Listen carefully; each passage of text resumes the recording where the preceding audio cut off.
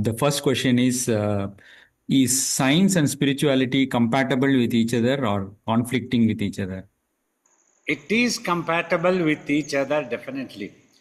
If we go for the root cause, spirituality also, there is a systematic approach is there, and then you are taken to the root cause, which is inexplicable, though crossing the time and space barriers.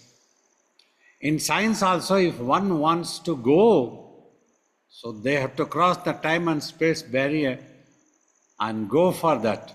Instead of looking into matter all the times, a thing that would be beyond the matter. If they go for that root cause, so then it should be possible. Thank you, Babaji. The second question is science is based on evidence or proof. There is all the science methods, they always have a clear evidence and proofs. Is there evidence or proof of God or divinity? You see, what the thing is recognized as divinity is only a single self that exists, as there is no relative existence for that. It is impossible to prove in a duality. Like, for example, it's impossible to measure the space and prove how long it is, how wide it is, what is its, all such things, not possible. If you want to measure the space, you have to become the space itself. Only the space can measure the space. When you become space and there is nothing to measure, you become one with it. So this is how the divine is experienced. And just to be precise, you have the mind.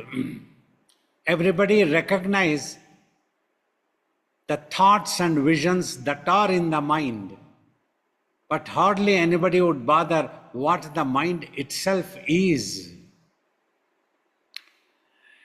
Suppose one day, through the practice of meditation, you are able to get rid of all thoughts and visions. What remains is the pure consciousness of existence.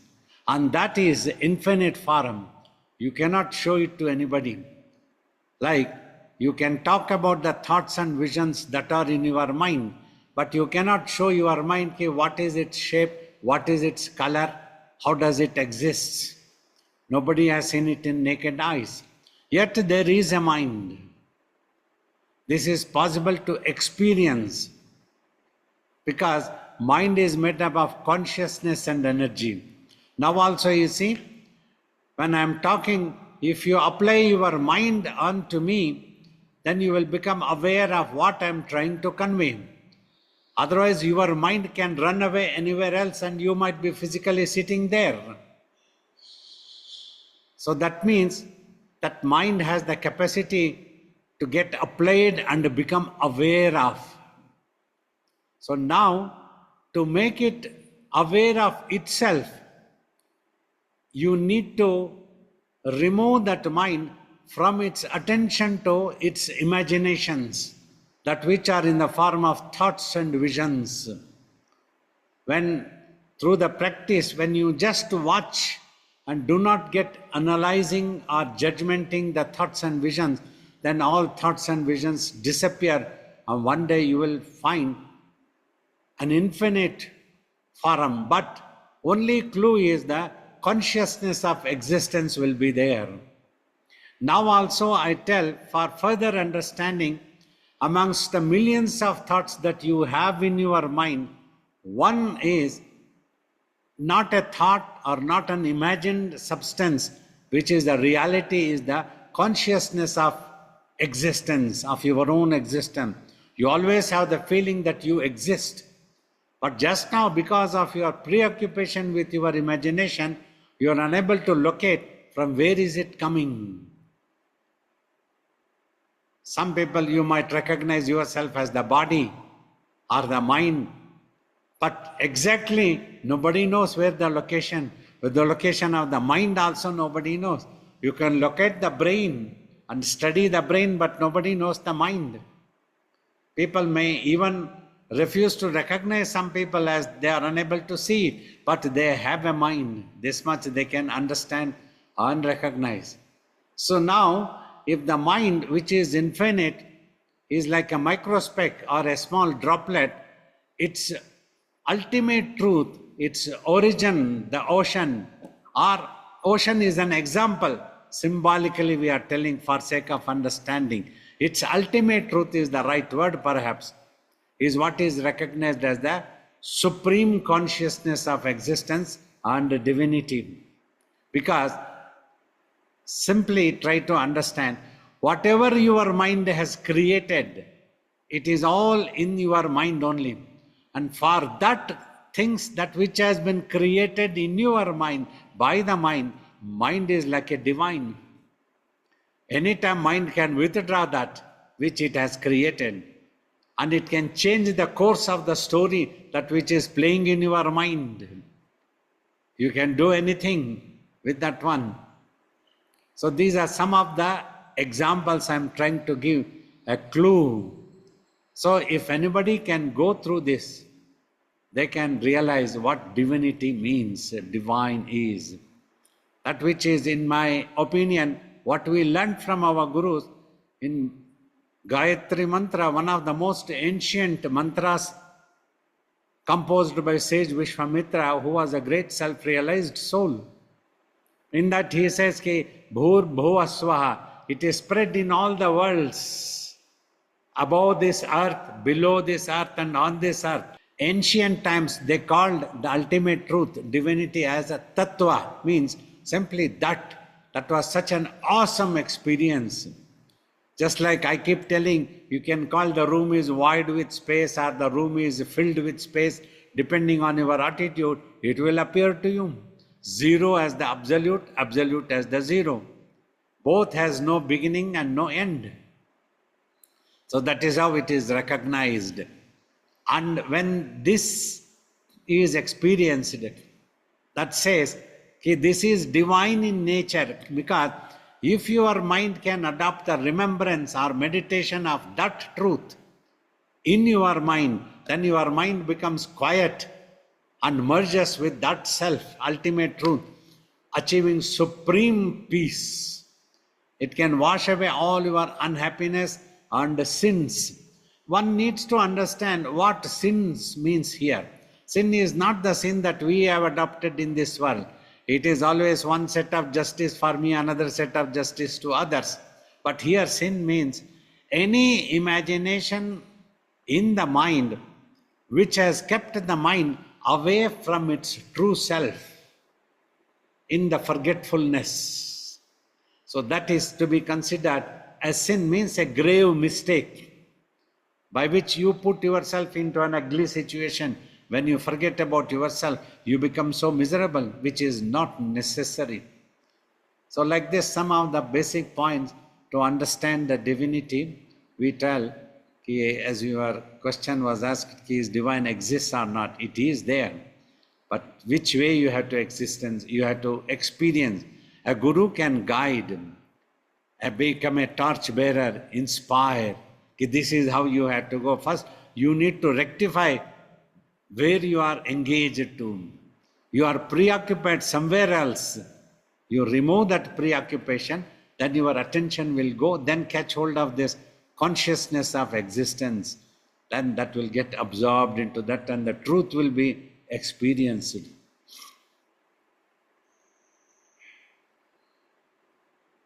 Thank you, Babaji.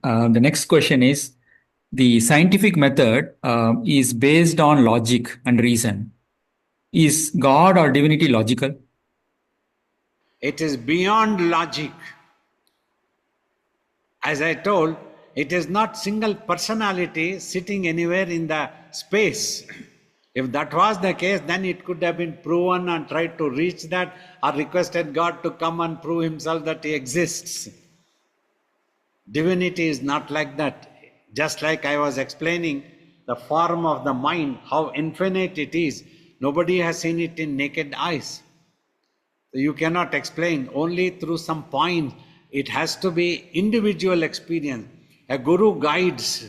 This is how you can experience this truth in yourself. And when you reach the ultimate truth, then you will be able to experience this truth of divinity also will be possible. So then you will experience. But it cannot be experienced through logic because, as I told, there is no relative existence. You can prove through a logic only when there is a relative existence is there. You can prove the sweetness of a sugar by giving an experience of a relative existence. If no other substance was sweet like sugar, then it would have been so difficult to prove the sweetness of sugar. Like that, that is how the logic and these things go on. Thank you, Babaji. That was clear. So the next question is, science denies the possibilities of miracles. Science says no miracle is possible.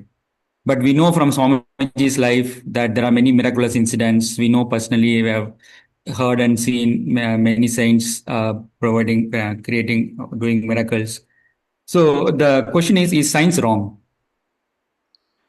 Nay, not necessarily science itself wrong. A subject will never be wrong, in my opinion. A person who tries to understand through science might be wrong, but science itself cannot be wrong. One person can be wrong who tries to study or understand through science in his own way. That's what it is. Now, miracles, there is really no conclusive answer to say, okay, this is what the miracle happens, or this is how it happens. Many experiences are there. But one thing is true, the ultimate truth. Some of the points, in my opinion, as long as you do not know the technology behind it, it appears as a miracle. Once you understand, it becomes very common. This is one thing. And people expect a miracle means that which is not in the nature. A certain thing happening in the nature, if that is made to take a U-turn and somebody performs, they call it as a miracle. Such a thing doesn't really happen.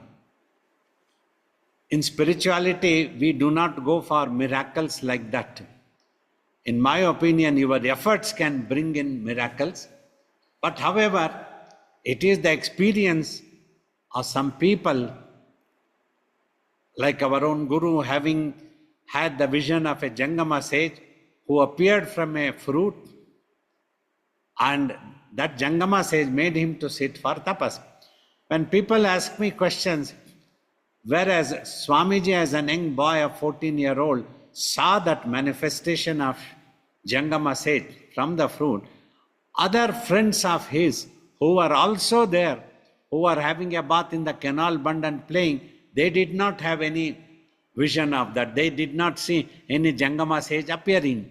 What they saw was, the young boy was sitting a while later in lotus posture, closed eyes and meditating. That was all they saw. So when I give my opinion, it is good others did not see, but when such a vision came to that young boy, there was tremendous amount of total transformation. A young weaver's boy who had dropped out of the school, who did not have any spiritual training at all, went into this tapas and performed 12 years of tapas. World saw that transformation. A young Satyaraju becoming Shiva Balayogi. His skin glow, it was beautifully glow. Above that, amazing knowledge and wisdom came out of him about the meditation technique, about mind and consciousness, all he could speak so well. So he used to speak to me, answer my questions. He knew everything. This is what the Atman means, a self means. This is how the mind, this is how you have to proceed. First achieve the silence of the mind, then the mind will become aware of itself, that you will know that mind is not the mind, it is actually the self. Like that, he used to speak. All such knowledge came out of him. So this transformation the world got to see. So this is how somewhere we have to accept. So this is what happens. If a vision comes, if it is stronger, we call it like a manifestation has happened, then it will transform the person. Many people might claim that we had the vision of God, Lord Shiva came, this came, that came. But if a transformation has not happened in that person, so that person did not have the manifested vision. It could be only an imagination or a mental projection at the moment. So that's what I would like to tell. Thank you, Babaji. Following up on that question, not only Swamiji, but Swamiji also, through Swamiji, people also experience miracles, for example, like Bhava Samadhi. How do we explain a miraculous experience like Bhava Samadhi to a scientific person? Bhava, samadhi, these words are used. Bhava is the mind's feeling. Samadhi, going to a stillness. Now, mind is into millions of thoughts. When long time devotionally they are practicing, when they used to come in contact with Swamiji's during the tapas and bhajan, Swamiji used to go into meditation. So such people, they used to experience a vision in their mind. That's what they used to tell about their experience. Others would see like some action in the body, but this would help them to become their mind single pointed. So that is the truth actually. Their mind would become single pointed, and then they would be encouraged by Swamiji that they need to meditate for longer time to achieve that naturally, to make the mind single pointed and eventually achieve silence. Then it should go introvert, realizing the self. That's what actually Swamiji used to tell me when I used to talk to him about that one. So that's very scientific, like a long time devotional practices makes a person to go into that one.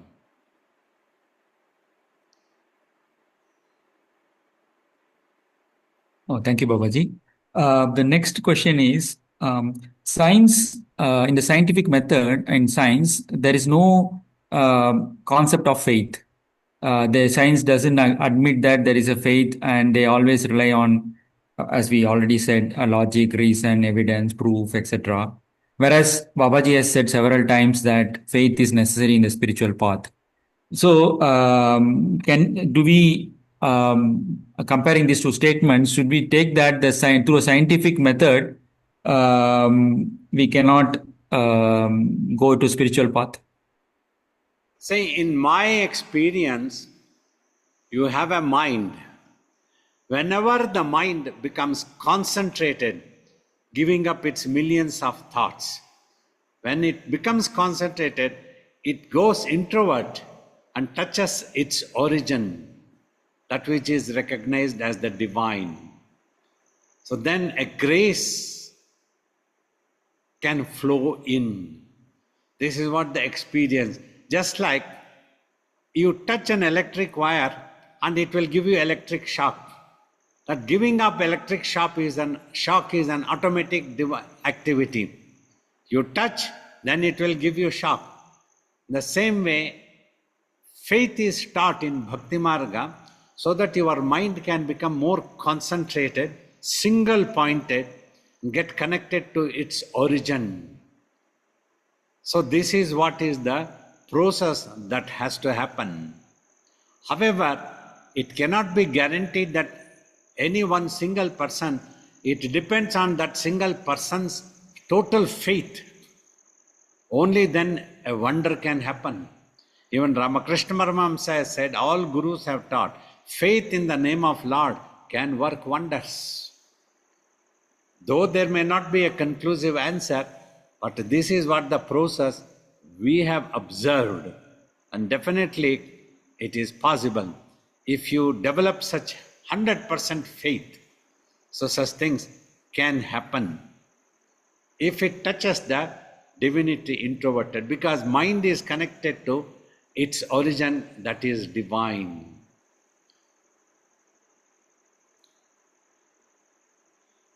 But this cannot be demonstrated or explained how it happens, why it happens. You can call it inconclusive also, it's no problem for us. I'm just giving my opinion. Okay, this is what it can happen.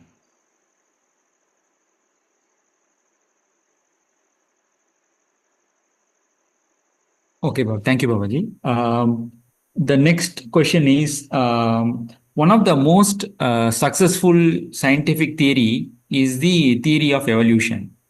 And paraphrasing, stating it simply, evolution theory says that life originated in a single cell like a bacteria, then it became multiple cells, then it became like marine animals, fish, and then reptiles, mammals, then monkeys, then apes, then humans. So like the process goes from lower beings to higher beings, lower intelligence, lower consciousness to higher intelligence, higher consciousness. Whereas in spirituality, we read the opposite. Like in scriptures, we read, and Babaji also has told, right, the God created higher consciousness first, and from higher consciousness, it progressively became lower consciousness. Then originally there were in Sanatana Dharma, you have the concept of Brahma, Vishnu, Shiva, then angels, demons, then lower and lower, and every successive generation the mind becomes lower and lower. So this both seems contradictory to each other. Science says from lower to higher, whereas from scriptures and says that higher to lower. How do we reconcile both of this? The theory in the spirituality is totally different. What you are talking through science is totally different. So there the evolution is of the physical formation, matter formation, the physical body's formation, this thing. Whereas spirituality talked of the consciousness, which becomes the mind or this type of thing. That is how it is spoken. So that way it is different. So they two don't go together actually. Quite possible both might be simply speculations, watching certain things that we observe. Like in tapas, what we could observe was only this much. If your mind becomes more non-violent, then you can get a better elevated birth. If your mind becomes more violent, then you can be belittling your birth. That is because, you see, this world also appears to you based on your mental attitude. Like we call one man's food is another man's poison. One might like a certain thing, the same thing may be disliked by another thing. No one concept, no one phenomena will be acceptable to the entire creation or entire humanity at one given time. Some people may accept some theory, some people may accept some theory. Those who are following science, they will accept, it's no problem. But finally, there is really no conclusive answer. We have to have speculations. By observing certain things only, we have to think, this is what has happened. Like for example, if we see 50 years ago when we were kids, what the world was when during Second World War was, and today, if we leave, human thinking has deteriorated, has become more violent. Jokingly also, I have told, even in movies, a villain used to have only a knife. That used to give a dreaded feeling for the audience. But today's children will laugh at it. It's a bomb culture, suicide culture, this type of things, and people talking of nuclear culture.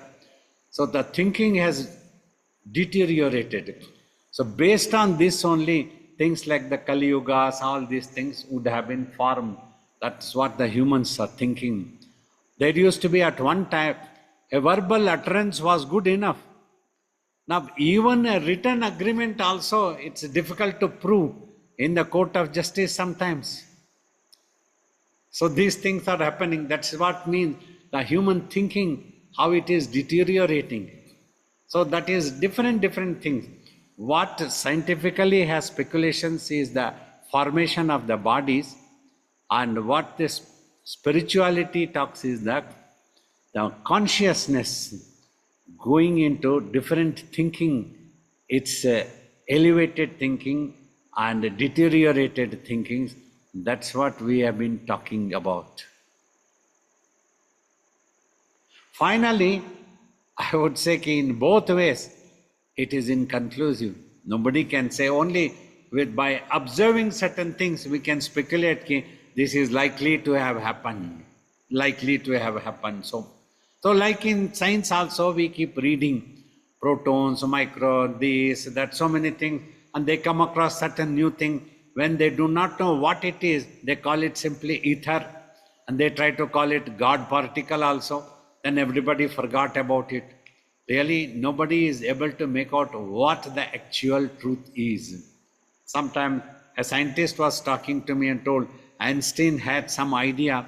If we need to go to the truth, we need to cross the time and space barrier. But he knew it cannot be demonstrated by a logic. That's when he kept quiet. So that could never be proved like that. Only an individual has to prove it to himself, experience it to himself. So this cannot be proven ultimately. After some time, some other theory might come. In science, it keeps coming. What hitherto humanity thought about this is not so now. This new thing has been discovered. New thing has been, as a new theory has come into existence. Like this, it keeps coming. So nothing seems to be conclusive yet. Even in spirituality also, we don't try to conclude to any particular theory.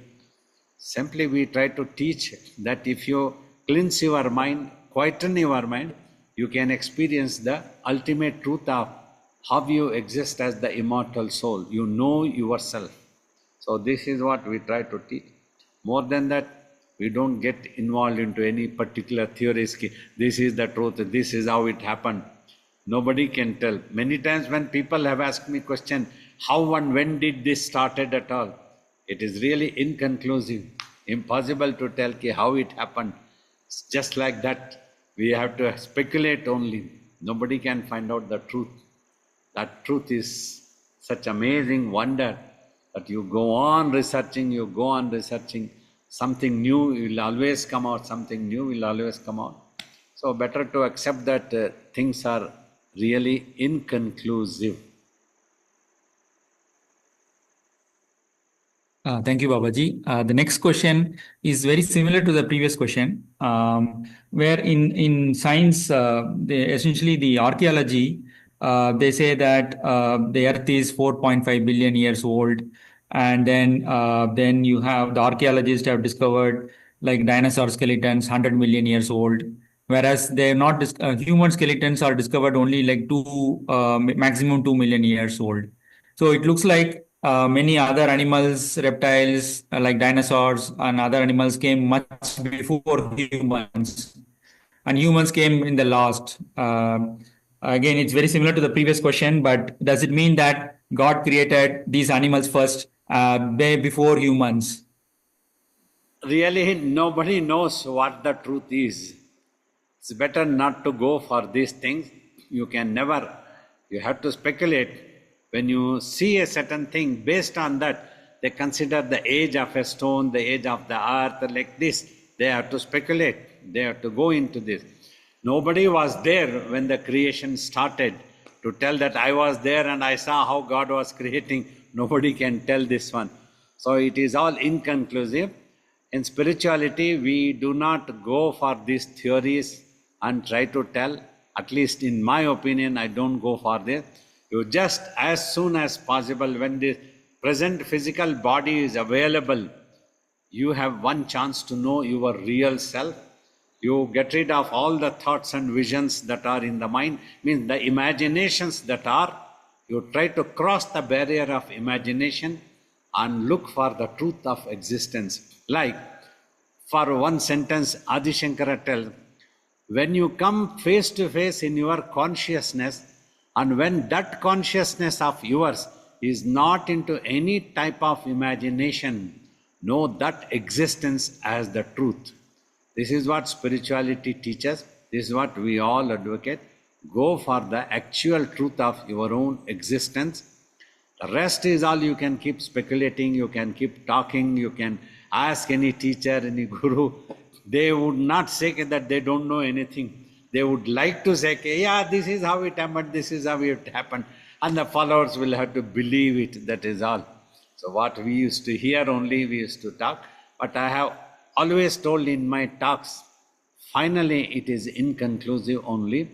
And more than that, it is important what you are. There is one opportunity before the physical body dies. Once the physical body dies, we lose control over ourselves. What will happen, we do not know. That's what in spirituality also, students have inquired with the teacher. Nobody has come back to tell what happened to me after death. What is the truth of the Atman? What is the truth of the self?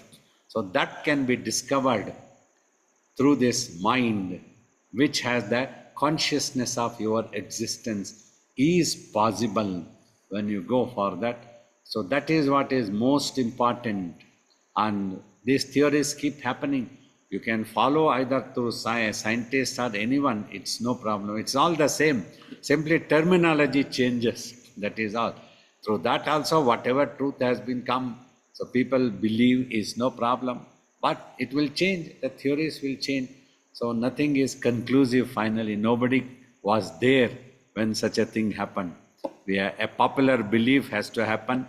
We have to speculate. So this is how it happened. You believe because they are telling and you believe it. So you were also not there. So there is no evidence for anything. If you want to go for evidence, speculations are different. Studying is different. Watch, like they tell, watching certain things, earth and its age, we try to speculate, this is how it would have happened. The same way only, during tapas, watching the mind and its functions, we try to come into such theories, this is how it can happen, this is how the truth will be, existence. In my observation, this is what it is. This is my opinion. Now you try to practice and find out the truth to yourself. That's what the final is. I'm trying to be more practical. Your questions are very good, but I'm trying to be simply more practical instead of trying to tell that I know this and I know that one. Nobody knows actually.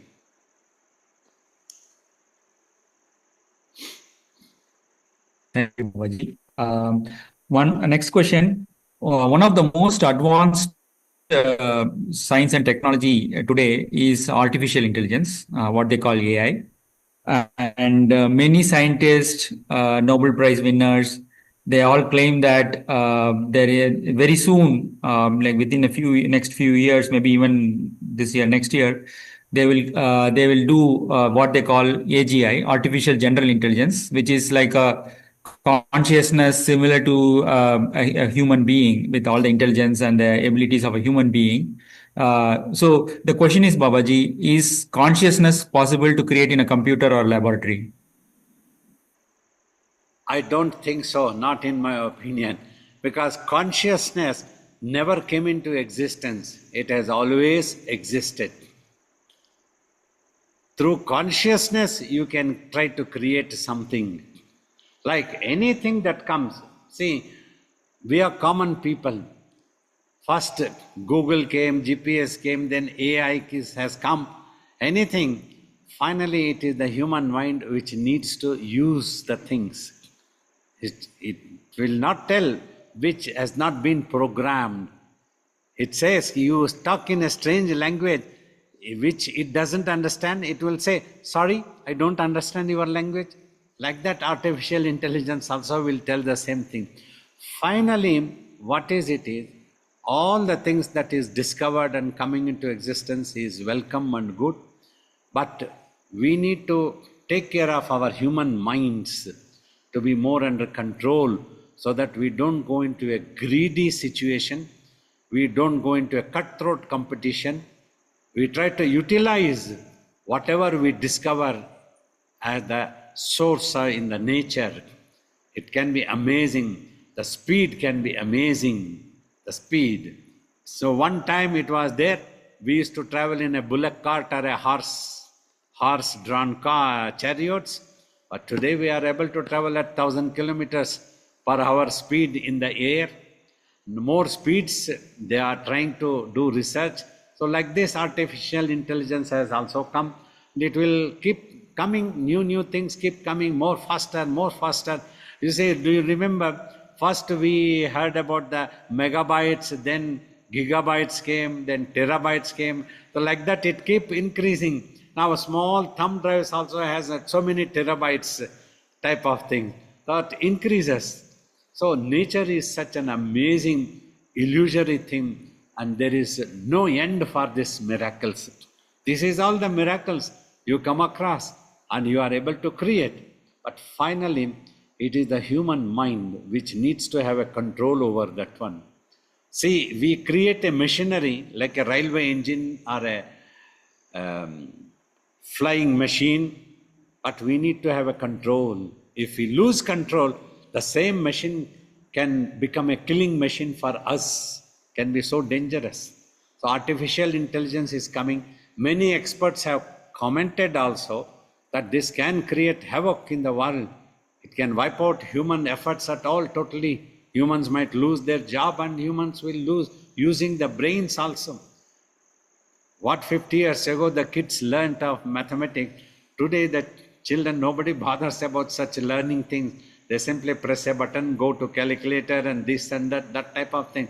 We are depending more and more on machineries. It is coming good, but we need to be alert how to utilize the thing that we don't become addicted, that there is no other choice for us if we do not use that one. We should not become so addicted. This is what my advice is. Finally, whatever you discover, utilize it for the use of humanity. But like we have discovered the smartphones today, we can make a video call sitting. All the participants might be sitting in different countries in their drawing rooms. They are able to see me live. I am able to see them live. This is very good. Through this, we are utilizing, through the Zoom and all things, I am able to conduct meditation live. I am able to answer questions from wherever you are asking. Finally, we need to understand that we should not become addicted. Occasionally, we used to use this one to learn good things, to achieve certain best things, our own mind control, that we don't go into depression, we don't go into losing peace, we don't go into stress, unhappiness. Otherwise, youngsters talk to me in companies, they are getting squeezed out. They are paid very good salary, but they don't have time to look after their physical bodies. That is having on their eyes and brains, all these things are happening. So this is what we humanity, in my opinion, as we are talking about science and spirituality, science, all should go together, respecting each other, because it is after all the same human being we discover or we invent.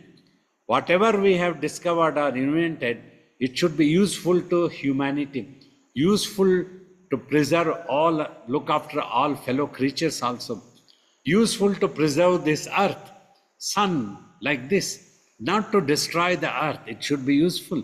Means that happens if your minds are under our control, if we can remain non-violent and propagate peace for all, if we learn to look after each other, consider about each other, whatever we have discovered, use it for the welfare of humanity. Use it. Travel at 1,000 kilometers, no problem. That's so good. But we should take care, after all, it's the machine. If something wrong happens, if somebody does a wrong thing can happen. It can be disastrous. Let us hope the artificial intelligence will be useful to humanity, but not its destruction, or not make the humanity to go into a depression or a cutthroat competition. That's why both spirituality teaches you how to look after your mind, how to look after it stress-free, under your control, non-violent, and better focused. so that you can live like a genius. That is what is spirituality. And so that it can help you to know yourself better. You can know how you exist as that infinite, like the mind, the consciousness of existence, how you exist as the immortal soul. That is possible. It should be helpful. Then you use science, no problem. Whatever you have discovered or invented, use. We also travel by air. Simply because I am a yogi, there is no rule that I should not be traveling in an aeroplane. Today I am able to travel to America, conduct some classes, help people, meet them, and then come back. I am able to travel from Dehradun to Bangalore, Bangalore to Dehradun, and be in different ashrams and help everybody. Whoever want to come and see me is possible. That is the utilizing. Utilizing is what is important. We all need to understand. This is the final message from me that I would like to convey. Any discovery, any inventions, any development through science, technology is always welcome, but we should not forget spirituality also is necessary. Humanity is stressed out. People are stressed out. They want some peace. They want to overcome fears. If something is going to happen, the physical body, a fear gets created. People are panicked. What will happen? That's what Adi Shankara said. Samprapte sannihite kale nahi nahi rakshati dukrin karanim. When death to the physical body occurs, it will not ask you, are you a champion of artificial intelligence? So you will be spared. It won't say like that. No, no, enough, enough. Come on, let's go. It's done. Your body dies. Finish. So that's what happened. That truth we should not forget. Before that, there is a chance, there is an opportunity to know ourselves, how we exist beyond the birth and death of the physical body. This is what the spirituality teaches. When it started, who started, how evolution happened, speculations can be there. People can bring in many theories, they can keep discussing. We don't worry about such things much. We don't claim that there is a conclusive answer. We do accept that there is no conclusive answer because divine is beyond our speculations, our understandings. We surrender simply. So science also, we convey our honors, our respects to the scientists, great spiritual giants and great giants of science all happened. They have discovered today in medical science, so many advancement has happened. We have to appreciate. But let humanity be benefited. Let all creatures be able to live peacefully. Let us try to invent such machineries which can bring in humanity together, which can bring the conflicts and wars to an end, which can let us bring out such miracle where their peace prevails upon this earth for everybody. That's what I have always told. If anybody can wave their hand and give peace to humanity, peace to human minds, that day I will consider it as a miracle. That miracle is needed. We all need peace. We all need the wars to end. We keep wondering, why should we keep killing each other? That should end. You worship God, you call God in any name you want, in any way you want. That should be your choice. Nobody should be imposing it. You become a scientist, you become anything. It should be your choice. It should not be an imposing. We have to respect each other. Scientists should try to understand spirituality in its depth and they should be able to appreciate. They are unable to appreciate, they are actually not true scientists also. If a spiritual yogi cannot understand science, then he is not a spiritual yogi. There cannot be any difference. Simply cultural different terminologies differs. That is all it is. Both has a systematic approach. Both want to find the truth, what it is.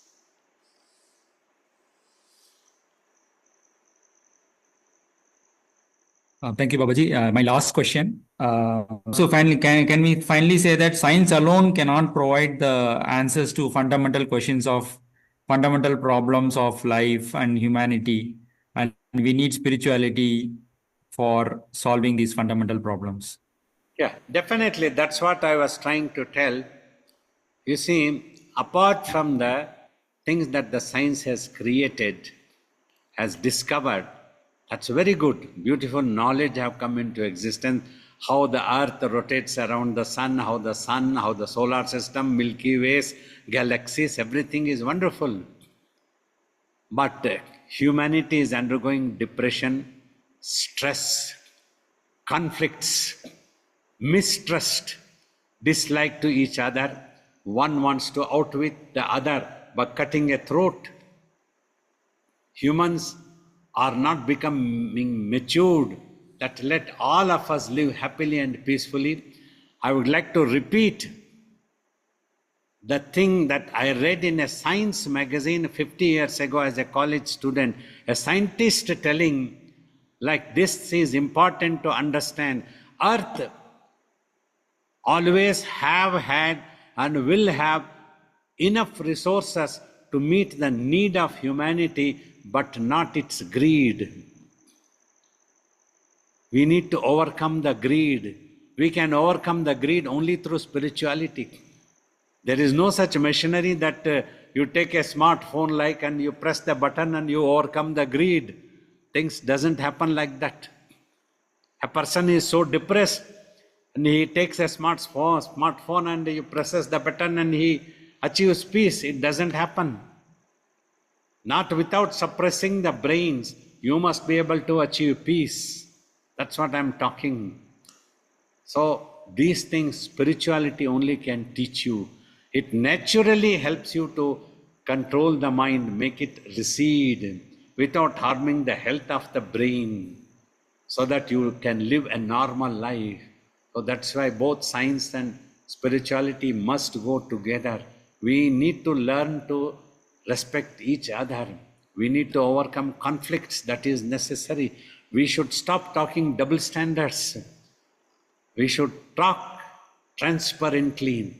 Talk something now, talk something another thing. It's not the thing. Talk what you can do. Let us be friendly. All humanity should achieve friendship, should be able to sit and eat peacefully. So that is what is needed. Let us stop killing each other. Let us try to occupy others' territories, whether it is a property of another person or the country of another person. Let us live happily, peacefully. Everybody has to behave properly, you see. Otherwise, conflicts will always continue. If only one person tries to be a good and 10 are evil, so then the good cannot prevail upon. The good will become a victim of 10 people's threats. That's what happens. So this is how, when saints come, they try to teach people, humanity, to live peacefully. They can get killed. Because people don't want these things to happen, peace to come. If conflicts are happening, some people are benefited, then they want the conflicts to go on. So let us try to respect each other. Let science and spirituality go together. Let us not look down at each other. We have to learn to respect and honor each other. This is necessary. That is a very great human quality. When you are able to appreciate others, so then you are a good human being. You are overcoming the narrow-minded and selfishness. You should overcome, that is necessary. Thank you, Prasanna. All the questions went very well, and it gave me an opportunity Thank you, Babaji. to express my opinion. So a question from Ben Mayers: how is it possible to yearn for silence and spirituality when so much of the world is so fascinating? When you lose peace, then you yearn for peace. When you understand that the silence of the mind can give you peace, then you will yearn. Till then you won't understand the value. Only when you lose the thing, you understand the value. So that's when you will yearn for, automatically it will come. So if you understand, a silence of the mind can help you to control your own mind, keep it restrained, overcome all stress, fear, unhappiness, tension, then you will earn for it when you understand this. Thank you, Babaji. Pranams, Babaji. Yes. Babaji, around this topic about science and spirituality, I'll just make a statement, and Babaji, can you please comment on that? In my understanding, if science is used to prove any of the elements of this world or focus on the world, which is unreal, the conclusion will always be unreal, no matter how many facts we use. And on the same way, if we focus on the real, which is eternal and eternal concepts, then they will have to be focusing on the mind, using the same scientific logic, but follow it through mind. This, I understand, this understanding is appreciable, but however, when we are talking of respecting each other through science also, because when you have to live in this world through the body, though even if it is unreal also, even if it's a drama or whatever it is, in this drama, in this unreality also, you need peace. You need universal brotherhood. You need everybody to live happily and peacefully. Like humanity should learn to live for each other, not against each other. So that's what we are trying to tell. For that thing, whatever we discover, even within this unreal world also, whatever we discover, let us make this unreal world also happy. As long as we have to be in this unreal world, in this physical body, let us try to find happiness and peace. So if we take the help of spirituality, we will be able to achieve this together. So we have to blend. So instead of disliking each other, if at all there is a dream, let the dream be a happy one. Like that we imagine.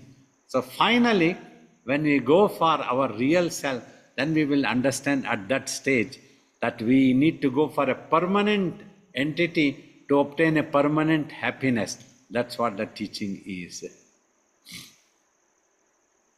Okay, thank you, Babaji. Namaskaram, Babaji. So Babaji, when it comes to not a question from this topic but previous, when it comes to free will and destiny, you normally are biased towards free will.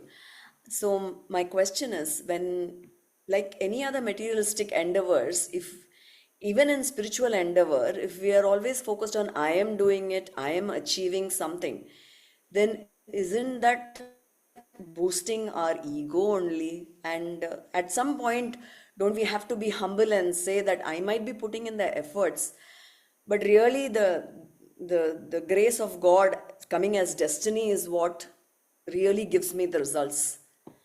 You see, one thing always say, suppose you went to academic studies and you did very well, you have achieved a degree, very good. Throughout, it's your efforts, but when the credit comes, you would like to give the credit to your teacher, your elders, or your parents who encouraged, who inspired.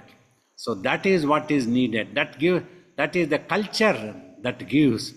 So boasting, claiming is totally different. Putting an effort is totally different. Putting effort is what is purushartha. So you cannot afford to sit in a corner, you put an effort, but you don't have to be boasting, you need to be humble, that is necessary. Humility is always taught to us. Even if we did tapas or achieved, but we would like to credit to our gurus who inspired, who gave us the clues, who taught us what the truth is. So that is how we need to go, both together we have to take it. Destiny and free will can go together. I just want to not understand, but how do we protect protect the God within us? The higher self, when we're constantly faced with what you've been talking about, the game, the evil. So I don't want that energy. Listen. Now listen carefully. You don't have to protect God. You protect your mind. which has become corrupted and evil. For that, you have to meditate, undertake spiritual exercises, and control your mind. Then it will be purified. When your mind is purified, you would have protected your own mind. That is what is necessary. God will take care of God. We don't have to worry now. Got it? Pranams, Babaji. Yeah, let's see. So I have, thank you. So I have just a simple question. One of the instructions in meditation is to keep the back and neck straight. And I do realize how much we are benefited from doing this. So my question is, why am I still having moments in my meditation where my body drifts forward or my neck drifts forward? And I know I'm not falling asleep because it's not a matter of me being tired. It's just like, for some reason, my body wants to pull forward, and then I'll realize, oh, you need to straighten up. So I'll straighten up. It just seems it still happens from time to time. In my opinion, though the brain may not be going to sleep, but somewhere it is slightly tired. So then this thing happens. A steady standing of the head becomes difficult if the brain is slightly tired also. So at that time, one thing you can do, get up, wash your face, put some water, then wash and then come back and try to sit again. Then try to do that. Then you will feel better, refreshing. That's why freshness is very important. So many things could be there, if not sleepy, a tiredness, and somewhere the brain is tired, this type of things, if you take care, then it will be all right.